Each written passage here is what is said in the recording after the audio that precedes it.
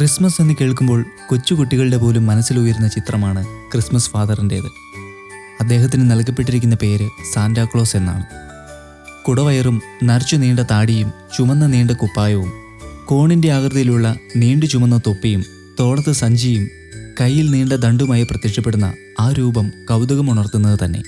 Christmas കാലത്ത് എല്ലാ വ്യാപാര സ്ഥാപനങ്ങളുടെ മുമ്പിലും, എന്തിനു പറയുന്നു, കള്ളുഷാപ്പുകളുടെ മുമ്പിൽ പോലും ഈ രൂപം പ്രദർശിപ്പിച്ചിട്ടുണ്ടാവും. ക്രിസ്തുവിൻ്റെ ജനനവുമായി എന്തോ ബന്ധമുള്ള വ്യക്തി എന്ന ധാരണ പൊതുജന ഹൃദയത്തിൽ ഉയരുവാൻ അത് കാരണമാകുന്നു. ക്രിസ്മസ് ഫാദർ എന്ന പേരും കൂടി കേൾക്കുമ്പോൾ ഈ ബന്ധം കൂടുതൽ ഉറപ്പാക്കപ്പെടുകയാണ്. യേശുവിൻ്റെ ജനനത്തെപ്പറ്റിയുള്ള ബൈബിൾ പരാമർശങ്ങളിൽ എങ്ങുമില്ലാത്തതും ആ മഹത്തായ സംഭവത്തോട് ഒരു ബന്ധവുമില്ലാത്തതുമായ ഒരു കഥാപാത്രം. ഈ കഥാപാത്രത്തിന് ഈ വർത്തമാനകാലത്ത് എങ്ങനെ ഇത്ര പ്രാധാന്യം നേടി? ആരാണ് സാന്റാക്ലോസ് എന്ന ക്രിസ്മസ് ഫാദർ? ചരിത്ര യാഥാർത്ഥ്യം എന്താണ്? എങ്ങനെ ഈ കഥാപാത്രത്തിന് ഇത്ര പ്രാബല്യവും പ്രചാരവും വന്നു? ഇവയൊക്കെ നമ്മൾ അറിയേണ്ട വിഷയങ്ങൾ തന്നെയാണ്. വെൽക്കം ടു ഗാണ്ടാൾസ് ഹോം.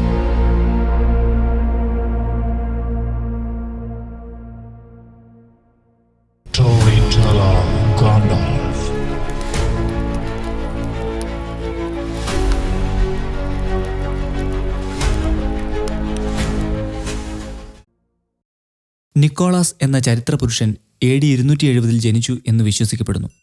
മാതാപിതാക്കൾ ധാരാളം സമ്പത്തുള്ളവരായിരുന്നു. നിക്കോളാസ് ബാലനായിരിക്കുമ്പോൾ തന്നെ വലിയ ഔദാര്യനിധിയായിരുന്നു. സാധുക്കളെപ്പറ്റി വലിയ സഹതാപവും മനസ്സലിവും പ്രകടമാക്കിയിരുന്നു. അവരെ സഹായിക്കുന്നതിൽ പ്രത്യേക സംതൃപ്തി അദ്ദേഹം കണ്ടെത്തി. ഒരു ദരിദ്ര കുടുംബത്തിലെ 3 പെൺകുട്ടികളെ വിവാഹം ചെയ്ത് അയക്കുവാൻ സാധിച്ചത് നിക്കോളാസ് രാത്രികാലങ്ങളിൽ സ്വർണ്ണ നാണയങ്ങൾ ആ വീടിൻ്റെ ജനലിൽ കൊണ്ടുവച്ചതിനാൽ മാത്രമാണ്. ഇതുപോലെ മറ്റു പല സാധുക്കളെയും സഹായിച്ചു പോന്നു അയാൾ. അവർക്ക് ലഭിക്കുന്ന സഹായത്തിൻ്റെ ഉറവിടം അവർക്ക് അജ്ഞാതമായിരുന്നു.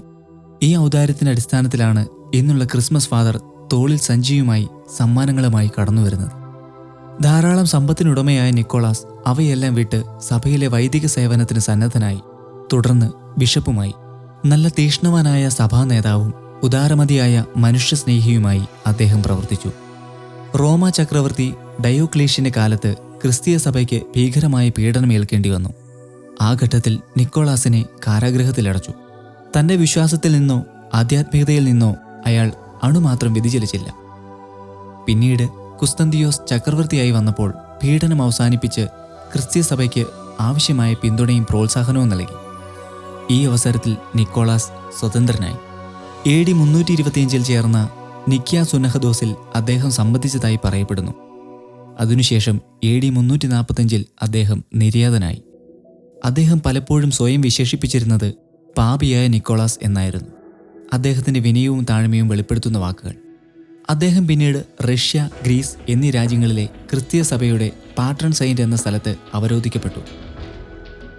മാത്രവുമല്ല, ജീവകാരുണ്യ പ്രവർത്തനങ്ങളുടെ മധ്യസ്ഥ പിതാവായും തീർന്നു. കുട്ടികൾക്കും നാവികർക്കും വ്യാപാരികൾക്കുമെല്ലാം അദ്ദേഹം മധ്യസ്ഥ പിതാവായി. നവീകരണ കാലത്ത് അദ്ദേഹത്തിലുള്ള വിശ്വാസവും ആശ്രയവും ഉപേക്ഷിക്കപ്പെട്ടു. പക്ഷേ ഹോളണ്ടിൽ വിശ്വാസം തുടർന്നു പോന്നു.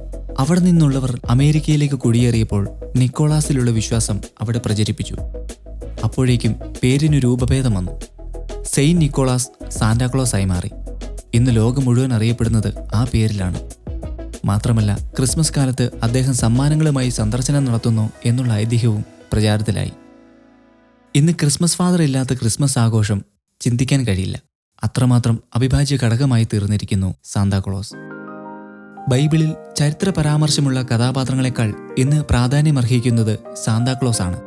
കിഴക്കുനിന്നു വന്ന ജ്യോതിശാസ്ത്രജ്ഞന്മാർ, ഉണ്ണിയേശുവിനെ ആദ്യം പോയി സന്ദർശിച്ച ആട്ടിടയന്മാർ എന്നിവരെക്കാൾ മുന്നിട്ട് നിൽക്കുന്നത് ക്രിസ്മസുമായി യാതൊരു ബന്ധവുമില്ലാത്ത സാന്താക്ലോസ് ആണ്. എന്നാൽ സാന്താക്ലോസ് ചെയ്യുന്ന ഒരു പ്രവൃത്തി ക്രിസ്തു ജയന്തിയോട് ബന്ധപ്പെടുത്തി ചിന്തിക്കാം. തോളത്തുള്ള സഞ്ചിയിൽ നിന്ന് സമ്മാനങ്ങൾ കുഞ്ഞുങ്ങൾക്കും മറ്റുമായി നൽകുന്നത് ദൈവം മനുഷ്യന് നൽകിയ അമൂല്യദാനത്തെ, അവിടുത്തെ ഏകപുത്രനെ തന്നെ അനുസ്മരിക്കാൻ സഹായകമാണ്.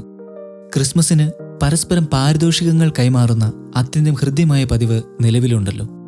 എന്നാൽ ഇന്ന് ക്രിസ്മസ് ആഘോഷങ്ങൾ മേളാങ്കം കൊള്ളുന്നതിനുള്ള അവസരമാണ്. മദ്യവ്യവസായം ഏറ്റവും അധികം നടക്കുന്ന കാലഘട്ടവും ഇതുതന്നെ. അന്ന് വഴിയമ്പലക്കാരൻ പറഞ്ഞ മറുപടിയാണ് ഇന്ന് അനുഭവത്തിലുള്ളത്.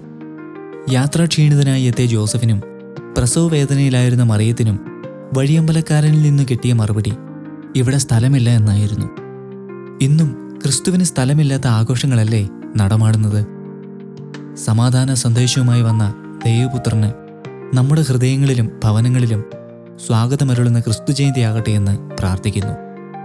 ഏവർക്കും ശാന്തിയും സന്തോഷവും നിറഞ്ഞ ക്രിസ്മസ് ആശംസകൾ.